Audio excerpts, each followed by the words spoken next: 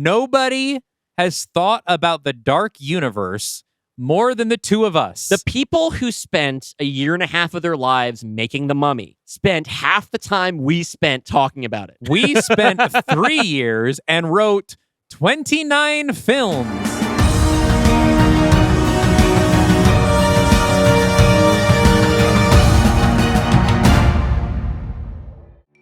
The Dark Universe was supposed to be Universal's answer to the Marvel hit machine, relaunching their classic Universal monsters into a new ongoing saga of interconnected movies, copying the formula that was raking in billions from Marvel Studios while also reminding audiences that they kinda did it first. The studio was really bullish about this, announcing the shared universe ahead of the release of its first installment, a remake of The Mummy starring Tom Cruise and Sofia Boutella, and posted this now infamous photo of the stars of their upcoming line, including Javier Bardem as Frankenstein, Johnny Depp as the Invisible Man, and Russell Crowe as Dr. Jekyll and Mr. Hyde. But when The Mummy underperformed at the box office and was torn apart by critics, Universal quietly canceled the whole experiment, and then never spoke of it again, eventually repurposing the Dark Universe brand for a new theme park. What we decided to do is pick up where the 2017 Mummy left off and project forward an entire Universal Monsters equivalent to Marvel's Infinity Saga, eventually writing the whole series and performing it together on our podcast, which we called Are You Afraid of the Dark Universe?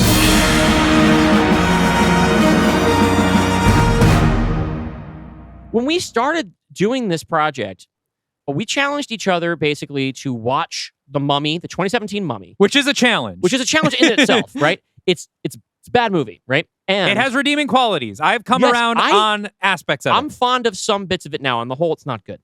Based on that, we had to outline an entire Infinity Saga worth of movies that considered The Mummy to be as sacrosanct and as important to the mythology as Iron Man was to Avengers and the rest of the Infinity Saga. Which is not something we had to do, but we really did it for the bit, right? Because the idea of the Dark Universe, the promise of the Dark Universe, is really just that, what if they made a Marvel Cinematic Universe, but with the Universal monsters?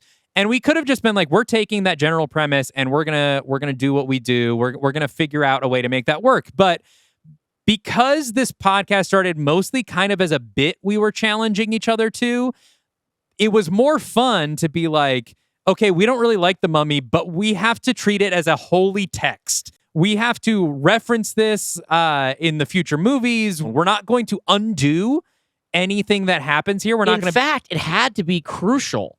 Yeah. Like, we built all the way up to our finale increasingly important plot lines out of the smallest details from The Mummy. Yeah. Woven in with all of the stuff that we were adding over the intervening 28 films. Yeah, I mean, we had the problem of Nick Morton, who, look, I love Tom Cruise movies. We're not doing this as Tom Cruise haters. We are both Mission Impossible. We like Tom Cruise movies. Yes, movies. Yes, the movies that he makes, they're fantastic. I don't think he's a bad actor, but Nick Morton in The Mummy is just kind of a nothing character. He's designed to be an asshole at the beginning who sort of learns to love Dr. Jennifer Halsey at the end, and that arc doesn't read at all. The journey is not believable in the film that we're given. I'm not interested in that at all. But I think we were able to take his role as like soldier/thief, who then comes into a big amount of power at the end of The Mummy, a supernatural power, and is genuinely trying to do better, and is both trying to cure himself of the affliction, but also use that power for good, and carries a lot of guilt from his past over the way he's treated people, and gave him a really complicated arc that sort of has him be a stubborn loner who sort of is determined to fix everything himself, but is also pretty desperate for connection from his teammates, you know? And I think we were able to give him a really satisfying arc over those 30 movies where I think we do finish that arc that he started in The Mummy. You see, you're only ever delaying the inevitable. It was always going to end like this. All you've done is prolong your suffering. Nick, his face streaked with sweat, blood, dirt, and tears, stares defiantly at Adelaide. You're wrong. What I had before, that was suffering. This was joy, purpose, family. I lived a whole damn life these past 8 years. that was worth fighting for. I think it goes to show how much you can do with that when your intent is to do something interesting and personal versus let's make a multi-billion-dollar franchise and we'll figure out the rest later. And I think it goes to show that there are a lot of interesting pieces in The Mummy 2017 that do not come together to make a compelling film. Mm-hmm. We are not unaware of like all the advantages we have, right? Like obviously when they were actually doing the Dark Universe, you have a bunch of actual studio executives that are like, we got to make sure this is profitable. We have to make sure this star. Then you've got Tom Cruise being like, I want to do this stunt, make it work in the movie. And you've got a script that had probably a dozen writers on it. And you've got all this interference. It is a miracle any movie gets made in Hollywood. It is every movie is a miracle. And we get to just sit on this couch and this chair and just read stories to each other. We don't have to worry about, will the star agree to this? You know, like how much money? Oh, it's too expensive to have this character come back. But I think we were able to take a lot of things that we liked. Like, for example, you really like Russell Crowe as Dr. Henry Jekyll in The Mummy 2017. Russell Crowe as Jekyll in this movie. He is a delight. He's so much fun in both the Jekyll form and the Hyde form. Russell Crowe himself is eating it up. I'm offering you a partnership. You, evil incarnate, me, your good friend Eddie Hyde. Think about it. It's kind of contrary to the themes of the original short story, but it is an original take on the character where rather than being someone who deliberately split himself into his sort of acceptable and contemptible qualities, has been like infected by evil and has to continually like inoculate himself against it. We had fun with that. I got to write a separate movie. It's like maybe my weakest script in the series, but a lot of the ideas were really fun and interesting. I returned from death with a devil grafted to my soul. That's why the serum does what it does for me, but that's not how it is for human beings. Good and evil aren't things you are, Gabrielle. The things you do. Talking about making something from nothing, Jennifer Halsey, Annabelle Wallace's character from The Mummy, who is just as bland and lifeless as Nick Morton. Not Annabelle Wallace's Annabelle fault. Wallace, not your fault. Annabelle Wallace, innocent. In fact, we don't really want to lay the blame for The Mummy not working on any individual person. I because think I don't think it's any one person's fault. And we're not just saying that because we'd love to work with any of you. Sincerely, I think everybody Wink. there was probably doing their best, and it was just doomed. Yeah. But Jennifer Halsey turned into like our favorite character. Yeah, as we kept developing her in new ways and finding new directions for her, and she is kind of the soul of our 30-film franchise. She became kind of the MVP of the ensemble, I think. We put her through so much. In the original Mummy movie, you know, she's an archaeologist that's working for Prodigium and Henry Jekyll, but she's also kind of used as like a sex joke for Nick because they have sex before the movie starts, and it's very brief. Yeah. Roll the clip. I'm not embarrassed, Nick. Disgusted, yes. Regretful, certainly. But mainly just amazed at your ability to mimic all the qualities of genuine human intimacy, if only for 15 seconds. Yeah, that's the one joke in The Mummy 2017. It just doesn't land. And when like the action starts, you know, she's just a scientist. So she's not like, she gets scared, she freezes and stuff. And we sort of started pushing her first towards being more of the monster hunter type, being more capable, and then also learning magic. And she became a witch. We had two characters from The Mummy that we had no idea what to do with, right? I guess three if you count Chris Vale, who almost didn't come back. Yeah, and then when he did, we killed him again. Yeah, and then again, and again. Fucking hell am I getting tired of that shit. Good to see you too, Vale. I mean, Jesus, this is the fourth fucking time. It's the third time. Fourth, Nick. Trust a guy to remember how many times he's been to hell. It fucking sucks down there, man. The fact of being married to The Mummy is our Iron Man meant that like the leads of that movie had to be in our Dark Legion, our equivalent to the Avengers, right? Yeah. They had to remain important. And just like, what the hell are we going to do with this character? Became a challenge that we continually threw at each other. Mm-hmm. And in the process, she ended up becoming one of our most complex characters because we were continually trying to find new things to do with her.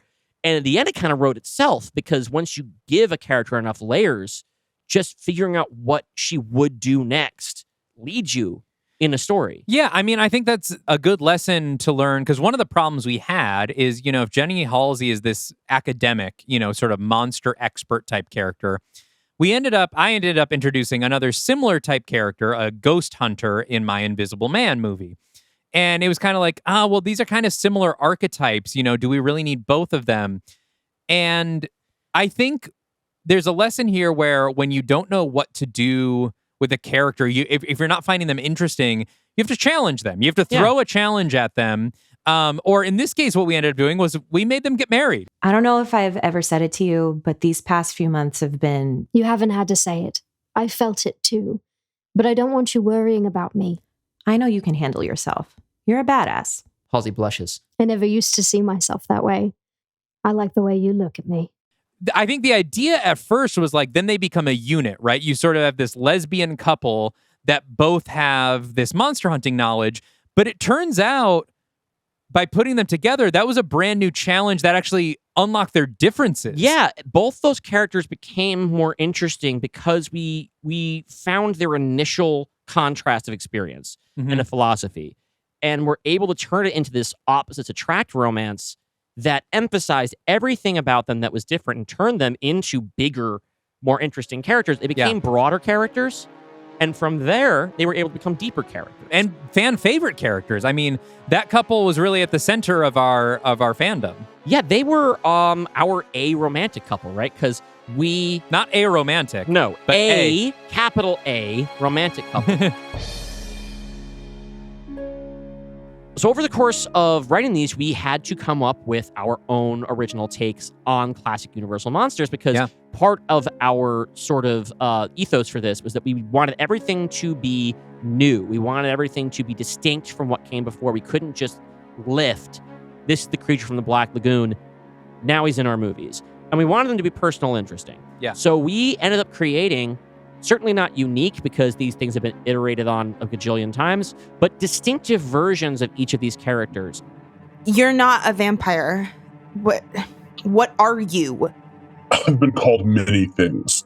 Monster, creature, thing, abortion, and those were just from my mother. For instance, your version of Frankenstein, it draws much more from the original novel, but you also drew a little bit on like the background of Mary Shelley as an author. Yeah, I drew on Mary Shelley's own influences into why she wrote Frankenstein in the first place. And our version of Frankenstein's monster was actually created by the daughter of Dr. Frankenstein. His daughter, Caroline, makes Frankenstein out of her father's dead body. And so in that way, our Frankenstein's monster actually is Dr. Frankenstein, and ends up being both her father and her son in a very weird family tree dynamic that we ended up teasing out through the rest of the series. You created me not in your own image as your God did, but in the image of that which you most hated. Why? Let Henry go and I'll... Why? He screams. I don't know. I was angry, I was curious, I was compelled by my work to the brink of insanity. I was not myself. You created me with the intention of abandoning me from the start. You hated me before I breathed a single breath. You gave me life with the sole purpose of rejecting my humanity as yours was rejected. Who knows, perhaps your God even did the same with all of you. And I really appreciated the way you didn't just do, I'm doing a monster movie, you did the period monster movie, but you made it a commentary on Shelley's own conflict with her family. And that ended up being something that took us in directions that other Frankenstein adaptations hadn't. Yeah. Something happened in this city tonight, and I think I need your help. Gwen. Victor still can't look at her. I am very sorry that you're feeling this way, but I think maybe Cassie might be the better person to help you with this. Gwen recoils. The fuck? You're pawning me off on Cassie? What the hell is going on, Vic? I'm sorry, these last few days, I have been haunted by memories of my own daughter, Caroline. I was a terrible father to her, and I caused her so much pain. I don't think I am prepared to be a father again. Gwen is dumbstruck. Father? Is that what you think I want from you? Victor, I'm gonna need you to pull your rotting head out of your ass for 2 seconds and hear this. I don't need you to be my dad. I need you to be my friend. I got assigned the Wolfman So I set mine at a college. I made there be 2 wolf people. I have a wolf man and a wolf woman who are both college age. As a result, we ended up with a pair of characters who could represent sort of different perspectives on like the modern wealth inequality. We had, and it also kind of got to be splintering my own experience of having been a pretty sheltered, wealthy young adult and then broke leftist killjoy as an adult, and have them have very different relationships to what it meant to be turning into a monster under the full moon. Gwen produces a small flask from her purse. Hair of the dog? Larry takes a swig and cringes. Oh, what is this? This, my good bitch, is how the other half drinks. Evan Williams, $30 a handle. It is rancid. Nope. You are 20 years old. You are not allowed to have taste in whiskey. You have been spending too much time at the Delta Chi house where you probably have hot and cold running Crown Royal. Who told you about that? They laugh. Larry takes a second swig and tries and fails to tough it out. What's it like, though? Like swallowing an anthill, maybe? No, I mean, what's it like to be rich? Honestly, I don't think about it very much. Gwen takes another drink with no difficulty. Yeah, must be nice. For one of them, for Larry Talbot, who is also a rich heir in the classic 1941 movie, becoming a werewolf makes him a dangerous monster that threatens his way of life.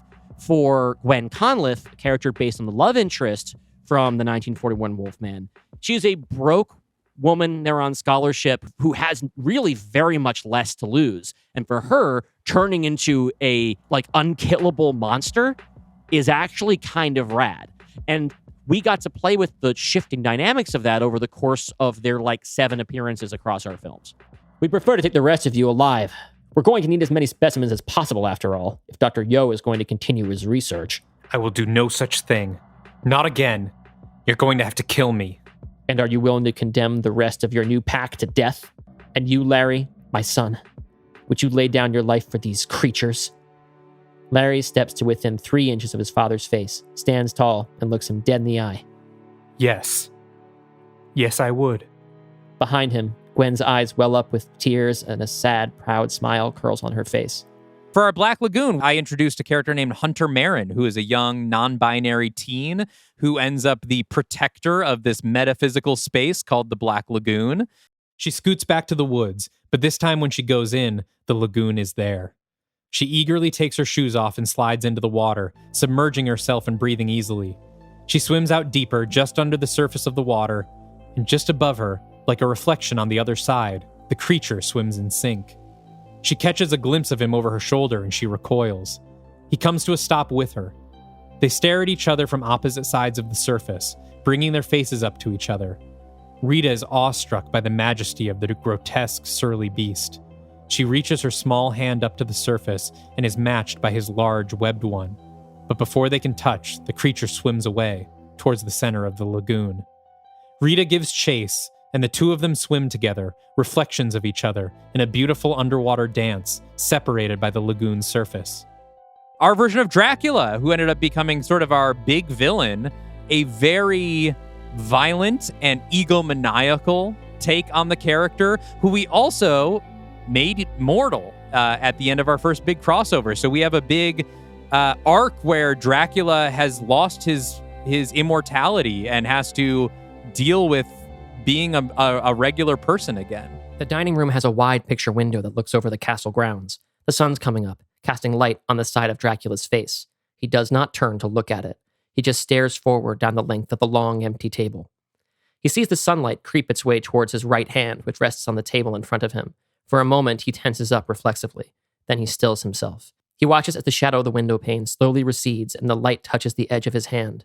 Nothing happens. Dracula's response to this is indecipherable. Is it relief? Disappointment? Shame? I also took advantage of Universal buying the rights to The Exorcist and did an Exorcist remake. That is fucking scary. Yeah, and truly fucked up. We won't spoil too much, but it's pretty Dalton, messy. The church would have some words Yes. for you. Damien, wake up. Father Karras finally moves. One arm lifts over his head to grab a rough fistful of his own hair, pulling his head back so he's looking at Victoire. He's smiling. I'm sorry. Damien's fallen and he can't get up. You'll have to deal with me now, priestess. Victoire stands up quickly and takes a step back. To whom am I speaking? To God. And you've got a lot to answer for, you naughty little girl. The worshippers look frightened. Chris approaches with the medical bag. Victoire, what's going on? Nothing. Everything's fine. Is it, whore mother? Or are you once again lying to the congregation? He snatches the medical bag out of Chris's hands. Give that back, Damien. Damien's not here! He shoves Victoire with incredible strength, and she goes flying backwards down the stairs onto the marble floor. Damien addresses the frightened crowd. The blood of the innocent. Official sport drink of the Black Mass for 2,000 years. Part of the rules of the show was that we didn't tell each other what we were going to do other than, oh, Dalton's going to do the Invisible Man. Yeah.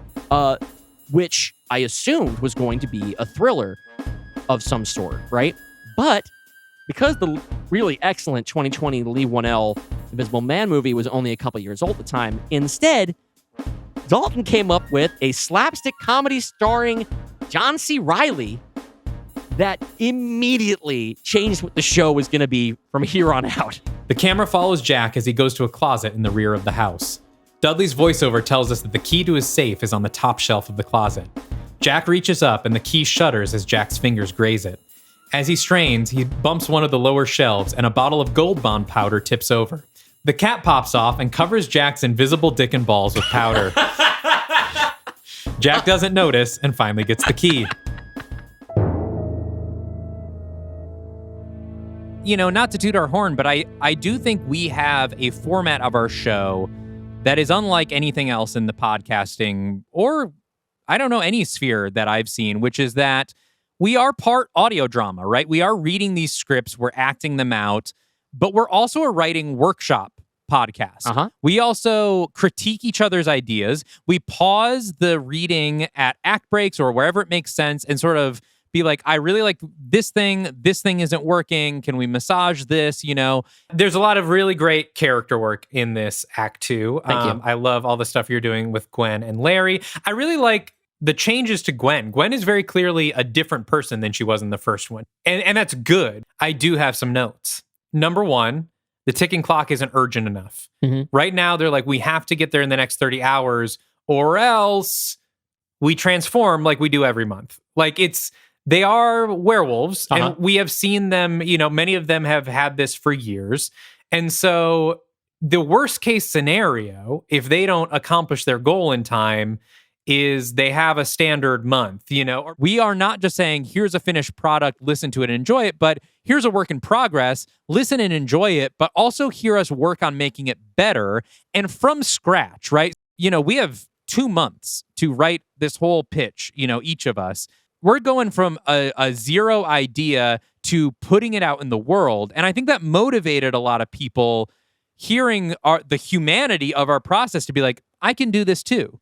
Nobody starts good at something. Yeah. And I think you can see that in our show. Like, I think you can watch us grow as storytellers as well. Not that we're bad at the beginning, but... When we started this show, you had recently written a novel. And despite going to writing school and then like getting a BA in creative writing, I had never finished a feature-length screenplay ever. Getting into this ritual with you, where I had to produce something, whether it was really ready for prime time or not, it wasn't going to be perfect. We brought in drafts. We were writing full scripts, but we were still calling them pitches. Yeah. These were first drafts. They were rough. They got less rough over time because our standards for each other got higher. Yeah. And because suddenly people were listening and we didn't want to let them down, right?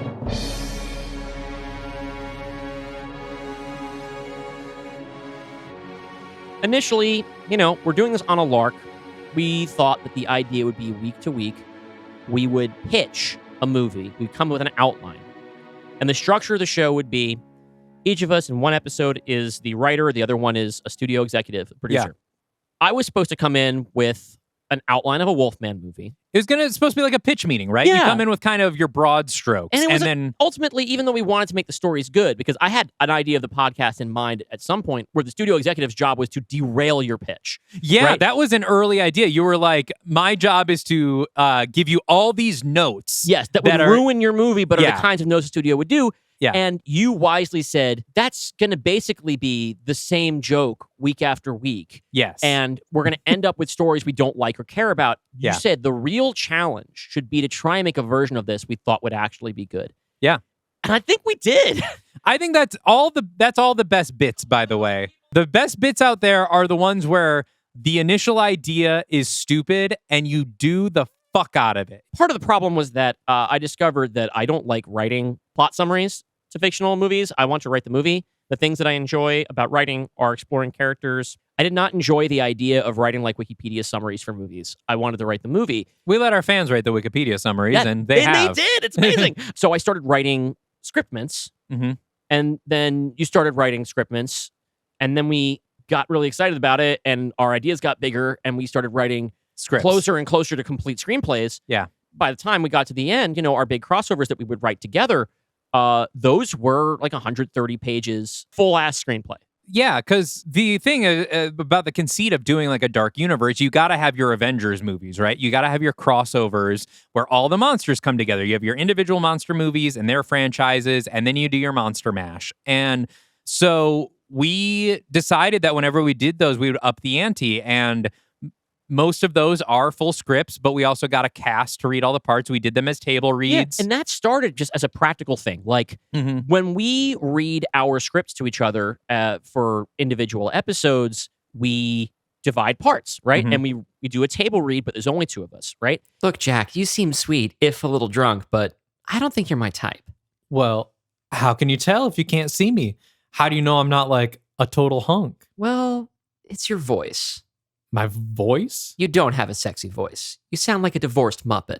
That can work if you're doing a movie that has 6 characters. It can't work in a movie where you have 6 protagonists, right? And then a large ensemble around it. It was just a matter of, this is going to be incomprehensible. We have to get a cast. Are you all right? Honestly, I have no idea. I feel pretty weird. Did I wolf out back there? Sorta. It was like you got stuck halfway through. Half wolf, half man. Like a wolf man. Oh, we should start calling you that. People already call me that. Ugh, everybody shut up. And then, I had kind of thought the idea, we should have like a library of music that we create to score these pitches. I think that otherwise it might not have the right atmosphere. So I made a demo for you of what that would sound like for Frankenstein for the first episode. You're like, okay, yeah, you're right. It needs music. Yeah.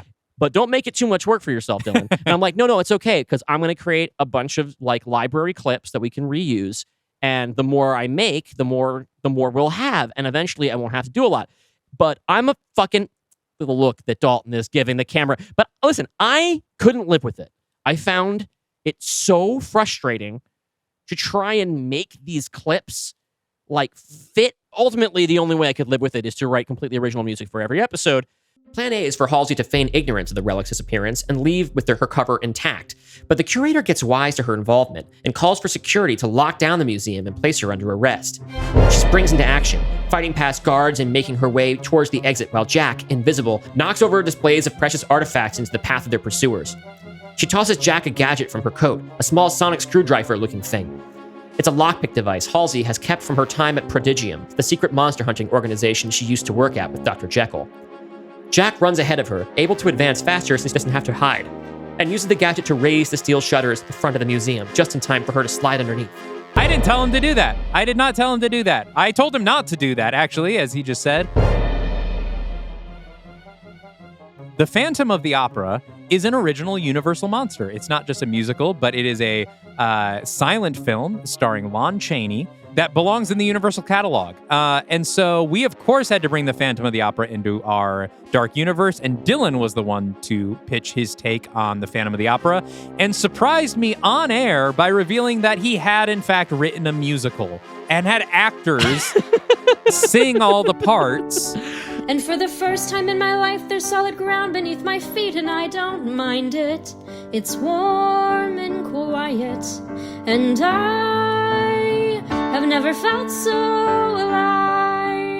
We pull back to see that the soliloquy has gone unnoticed by... Okay, hang on. No, we're not done. That's the halfway point of the song. Okay. You're going to have to wait. To talk about this. Again, upping the ante that so I had to follow. And the thing is, right, so we met because we're musicians. Yes, we should mention we have Brooklyn. a significant music background. I like the way this show lets me use all my tools. Mm-hmm. And the thing about your tools is that they are sharp as hell. And so the next season of the show, you wrote a sequel to my Phantom movie that was a fully produced, like, rock opera. Love Never Dies, of course, for you Broadway heads out there. And it's so fucking rad, Dalton. If I had a wish,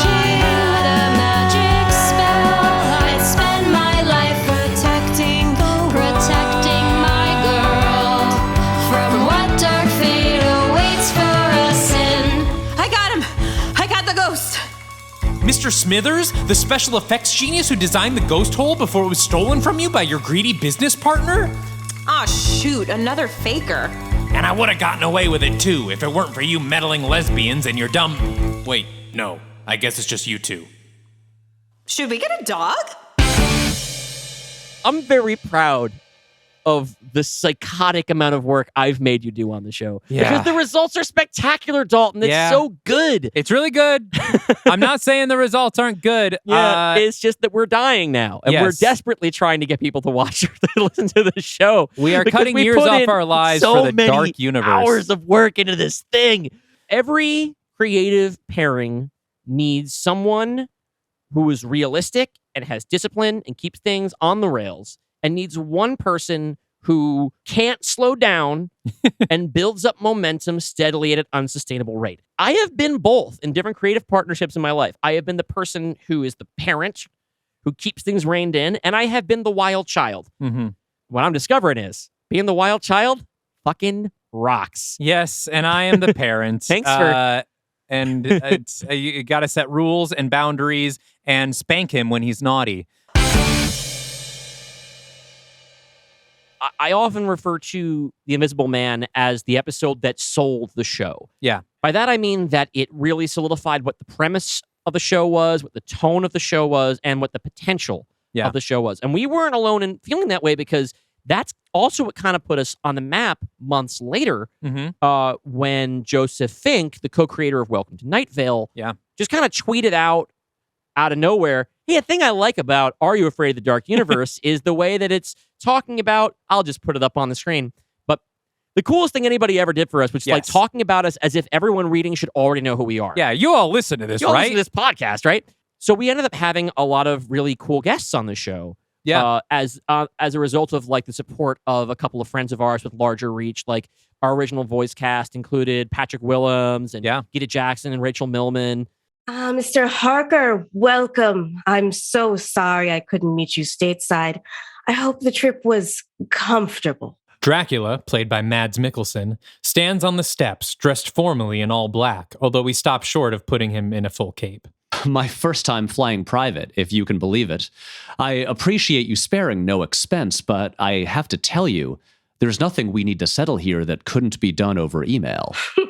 Yes, I imagine that this seems a magnificent waste of time to you, but as you can see, I'm a bit old-fashioned.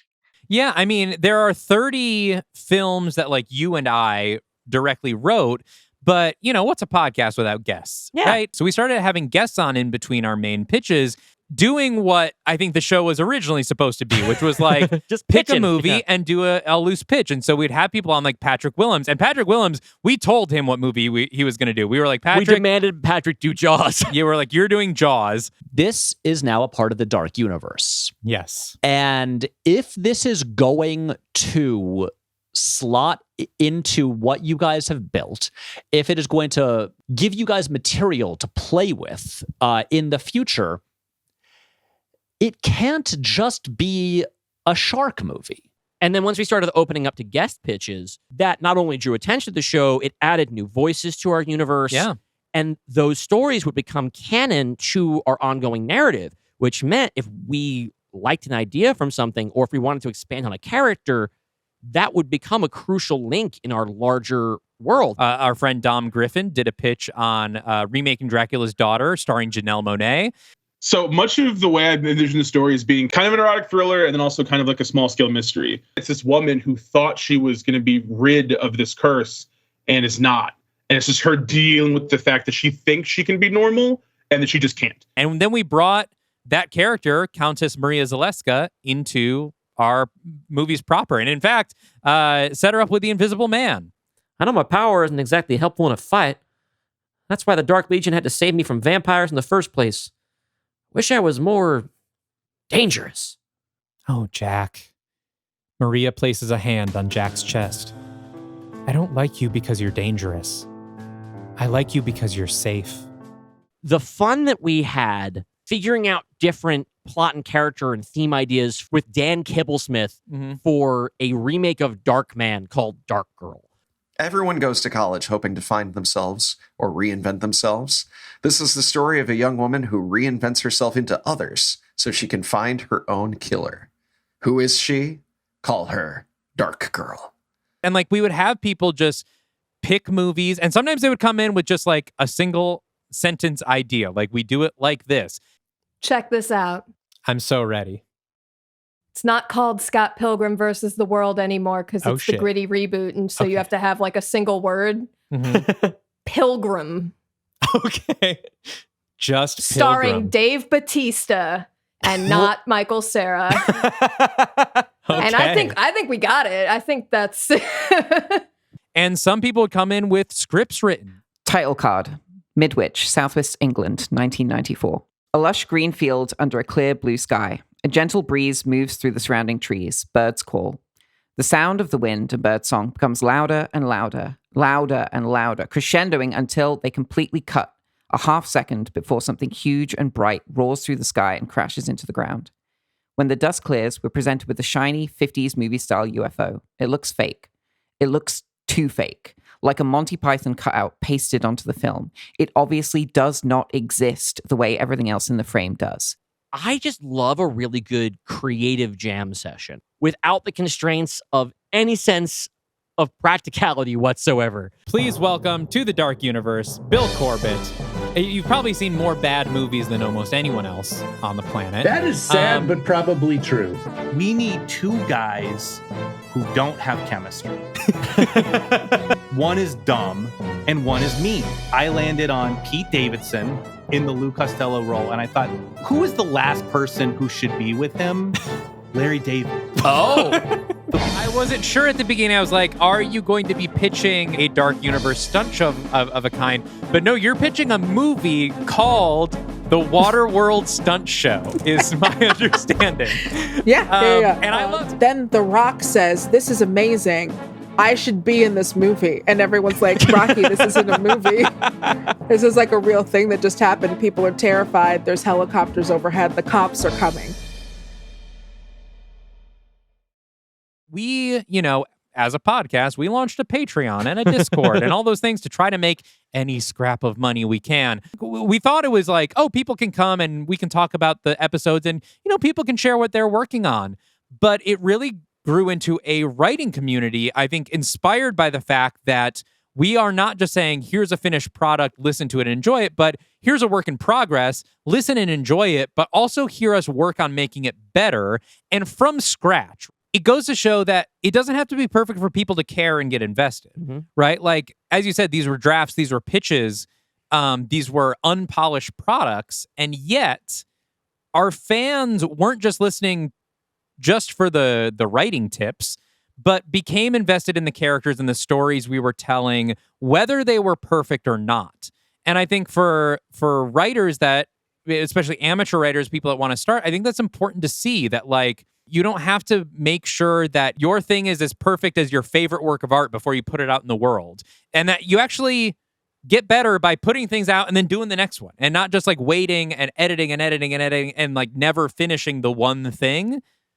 You do it to the best you can, you put it out, and you make the next thing even better, Not everything that you create can be Instagram perfect. It shouldn't be, because then the pressure to be Instagram perfect, like, I see these ads on the subway for like the app you can use to essentially apply makeup to your face and like tweak your face for every selfie that you take. Yeah.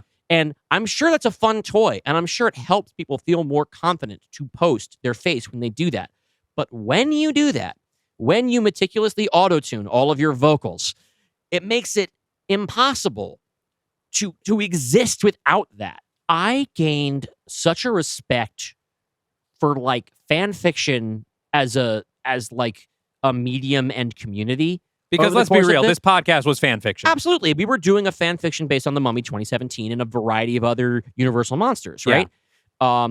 It was a legal hurdle for us. It helped us in some ways because one thing that I learned is that in the community of fan fiction, which I'd never truly thrown myself into, the audience is really supportive because, for one thing, they understand it is by its nature non-commercial work. It is passion projects. Yeah.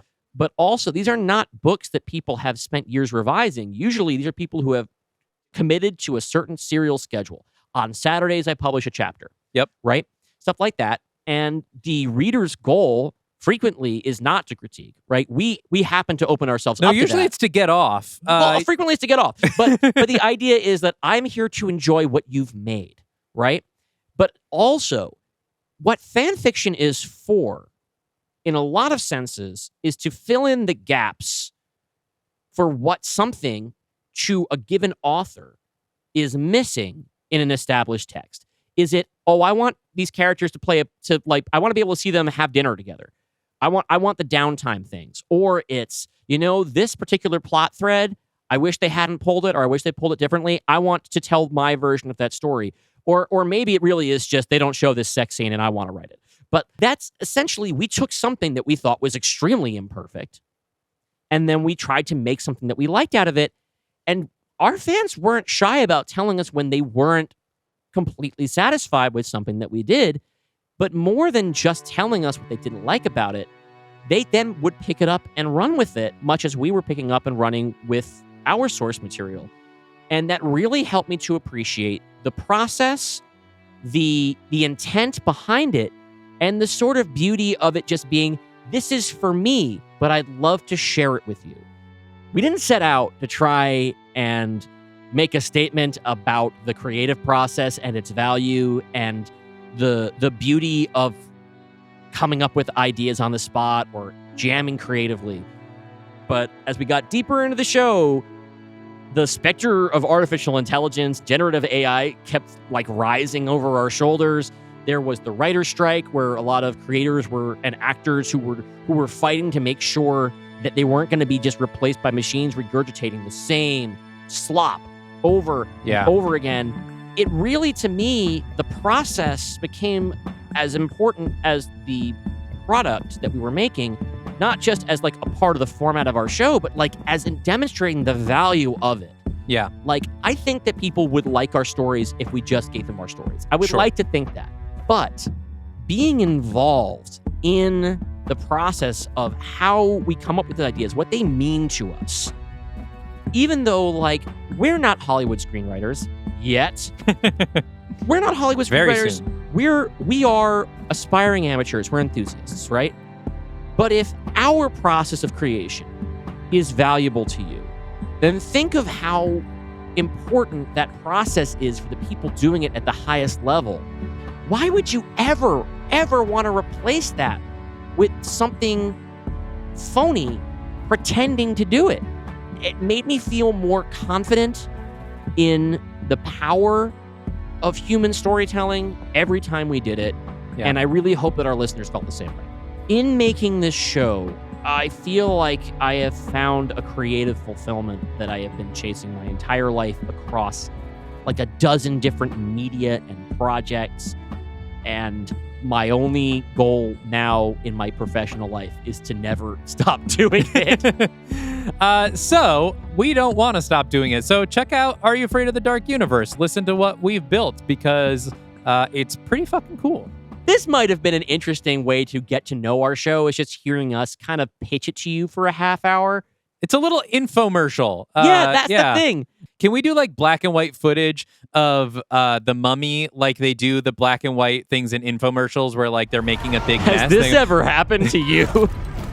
There's gotta be a better way. We found it. There is. And the better way is to be completely unconcerned with how well a movie would perform at the box office. And just tell the best fucking story you can.